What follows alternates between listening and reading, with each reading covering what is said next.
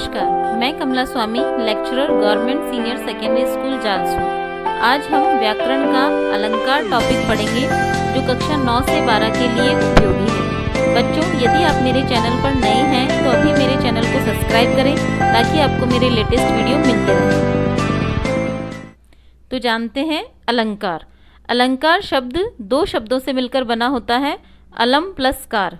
यहाँ पर अलम का अर्थ होता है आभूषण और कार का अर्थ होता है सुसज्जित करने वाला। अर्थात अलंकार वह है जो काव्य की शोभा को बढ़ाते हैं। मानव समाज बहुत ही सौंदर्योपासक है। उसकी प्रवृत्ति के कारण ही अलंकारों को जन्म दिया गया है। जिस तरह से एक नारी अपनी सुंदरता को बढ़ाने के लिए आभूषणों को प्रयोग में लाती है, उसी प्रकार भाषा को सुंदर बनाने के लिए अलंकारों का प्रयोग किया जाता है। अर्थात जो शब्द काव्य की शोभा बढ़ाते हैं उसे अलंकार कहते हैं। उदाहरण के रूप में हम देख सकते हैं, भूषण बिना न सोही कविता बनिता मित। यहाँ कहा गया है कि बिना आभूषण के ना तो कविता और ना ही स्त्री शोभायमान होती है। तो अलंकार के भेद जान लेते हैं। अलंकार के भेद 3 हैं, शब्दालंकार, अर्थालंकार और उभयालंकार। तो सबसे पहले जान लेते हैं शब्दालंकार। शब्दालंकार दो शब्दों से मिलकर बना होता है, शब्द प्लस अलंकार। शब्द के दो रूप होते हैं, ध्वनि और अर्थ। ध्वनि के आधार पर ही शब्दालंकार की सृष्टि होती है।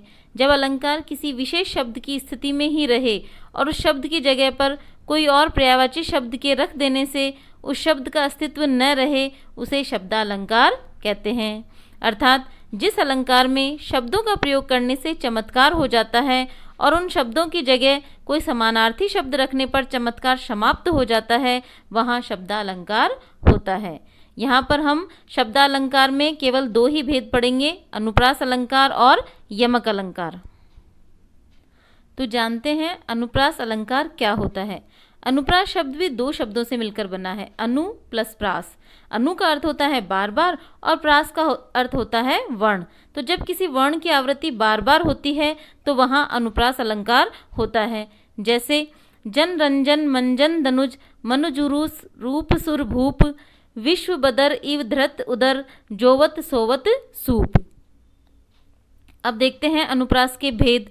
अनुप्रास अलंकार के भी 5 भेद होते हैं, छेकानुप्रास अलंकार, वृत्त्यानुप्रास अलंकार, लाटानुप्रास अलंकार, अंत्यानुप्रास अलंकार और श्रुत्यानुप्रास अलंकार।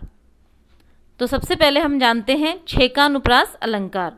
जहाँ पर स्वरूप और क्रम से अनेक व्यंजनों की आवृत्ति एक बार होती है, वहाँ पर छेकानुप्रास अलंकार होता है। रीजी रीजी रहसी रहसी हंसी हंसी उठे सांसें भरी आंसू भरी कहत दई दई। तो यहाँ पर एक वर्ण की आवृत्ति एक ही बार हो रही है, तो इस प्रकार यहाँ छेकानुप्रास अलंकार है। तो दूसरा है वृत्त्यानुप्रास अलंकार। जब एक व्यंजन की आवृत्ति अनेक बार हो, वहाँ पर वृत्त्यानुप्रास अलंकार होता है। चामर सी चंदन सी चंद सी चांदनी चमेली चारु चंद्र सुघर है। यहाँ पर वर्णों की आवृत्ति एक से अधिक बार हो रही है, अतः यहाँ पर वृत्त्यानुप्रास अलंकार है।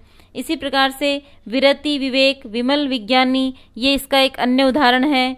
चारु चंद्र की चंचल किरणें खेल रही हैं जल थल में। तो ये सब वृत्त्यानुप्रास के उदाहरण हैं। अगला है लाटानुप्रास अलंकार।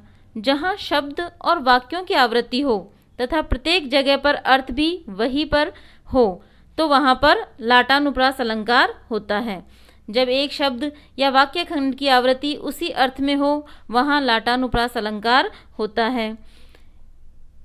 जैसे तेग बहादुर हाँ वे ही थे गुरु पदवी के पात्र समर्थ। तेग बहादुर हाँ वे ही थे गुरु पदवी थी जिनके अर्थ। इसके अलावा हम दूसरा उदाहरण भी देख सकते हैं, पूत सपूत तो क्यों धन संचे पूत कपूत तो क्यों धन संचे। ये दोनों ही लाटानुप्रास के उदाहरण हैं। अगला जो हमारा अलंकार है वो है अंत्यानुप्रास अलंकार। जहाँ अंत में तुक मिलती हो, वहाँ पर अंत्यानुप्रास अलंकार होता है।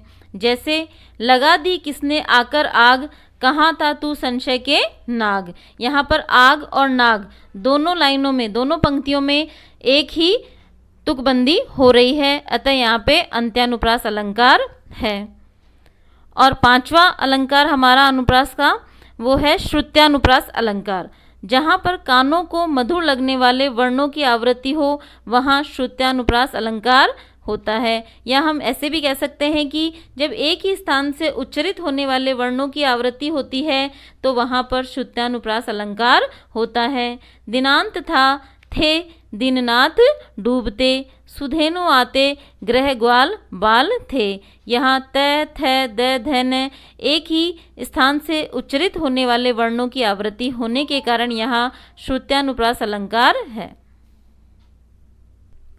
तो शब्दालंकार में दूसरा अलंकार है यमक अलंकार। यमक शब्द का अर्थ होता है दो। जब एक ही शब्द ज़्यादा बार प्रयोग हो तो वहाँ पर यमक अलंकार होता है और प्रत्येक बार उनका अर्थ अलग अलग होना चाहिए। जैसे कनक कनकते 100 गुनी, मादकता अधिकाय, या खाए बोराए नर वा पाए बोराए। यहाँ कनक कनक शब्द 2 बार प्रयुक्त हुआ है, लेकिन दोनों ही बार उसका अर्थ अलग अलग है। एक बार कनक का अर्थ है सोना और दूसरी बार कनक का अर्थ है धतूरा। अब हम बढ़ते हैं अर्थालंकार की ओर। अर्थालंकार क्या होता है? तो जहाँ पर अर्थ के माध्यम से काव्य में चमत्कार उत्पन्न होता है वहाँ अर्थालंकार होता है। अर्थालंकार के हम 2 भेद पढ़ेंगे, पहला उपमा अलंकार और दूसरा रूपक अलंकार। तो जानते हैं उपमा अलंकार क्या है। उपमा शब्द का अर्थ होता है तुलना। जब किसी व्यक्ति या वस्तु की तुलना किसी दूसरे व्यक्ति या वस्तु से की जाए तो वहाँ पर उपमा अलंकार होता है। जैसे सागर सा गंभीर हृदय हो, गिरी सा ऊंचा हो जिसका मन। उपमा अलंकार में सा जैसे शब्द होते हैं जिससे इसकी पहचान की जाती है और किसी से समानता या तुलना दर्शाई जाती है। उपमा अलंकार के निम्न अंग होते हैं, पहला है उपमेय, दूसरा उपमान, तीसरा वाचक और चौथा है साधारण धर्म। उपमेय, उपमेय का अर्थ होता है उपमा देने के योग्य। जिस वस्तु की समानता किसी दूसरी वस्तु से की जाए उसे उपमेय कहते हैं। उपमान, उपमेय की उपमा जिससे दी जाती है उसे उपमान कहते हैं। वाचक शब्द, वाचक शब्द जिससे समानता दिखाई जाती है। ये शब्द ऐसे होते हैं सा, सम, सरिस, सी, तो इन शब्दों को वाचक शब्द कहते हैं। और साधारण धर्म, 2 वस्तुओं के बीच समानता दिखाने के लिए जब किसी ऐसे गुण या धर्म की मदद ली जाती है जो दोनों में वर्तमान स्थिति में हो, उसी गुण या धर्म को साधारण धर्म कहते हैं। उपमा अलंकार के भी भेद होते हैं, पहला है पूर्णोपमा अलंकार और दूसरा है लुप्तोपमा अलंकार। पूर्णोपमा अलंकार, इसमें उपमा के सभी अंग होते हैं जैसे उपमेय, उपमान, वाचक शब्द, साधारण धर्म आदि। जैसे सागर सा गंभीर हृदय हो, गिरी सा ऊंचा हो जिसका मन। दूसरा है लुप्तोपमा अलंकार, इसमें उपमा के 4 अंगों में से कोई ना कोई एक अंग लुप्त होता है तो वहाँ पर लुप्तोपमा अलंकार होता है। जैसे कल्पना सी अतिशय कोमल, जैसा हम देख सकते हैं कि इसमें उपमेय नहीं है तो इसलिए यहाँ लुप्तोपमा अलंकार है। रूपक अलंकार, रूपक अलंकार जहाँ पर उपमेय और उपमान में कोई अंतर न दिखाई दे वहाँ रूपक अलंकार होता है। अर्थात जहाँ पर उपमेय और उपमान के बीच के भेद को समाप्त करके उसे एक कर दिया जाता है वहाँ पर रूपक अलंकार होता है। जैसे उदित उदयगिरि मंच पर, रघुवर बाल पतंग, विगसे संत सरोज सब, हर्षे लोचन भृंग। रूपक अलंकार में निम्न बातें होती हैं, पहला उपमेय को उपमान का रूप देना, दूसरा वाचक शब्द का लोप होना और तीसरा उपमेय का भी साथ में वर्णन होना। इसके अन्य उदाहरण भी हम देख सकते हैं। अंबर पनघट में डुबो रही, तारा घट उषा नागरी। इसके अतिरिक्त चरण कमल बंदो हरिराई। एक अन्य उदाहरण भी हम देख लें, पायो जी मैंने राम रतन धन पायो। यहाँ पर राम और रतन, राम तो उपमेय है और रतन उपमान है, तो दोनों के बीच भेद को समाप्त करके एक ही बता दिया गया है। तो बच्चों, ये था हमारा आज का टॉपिक अलंकार।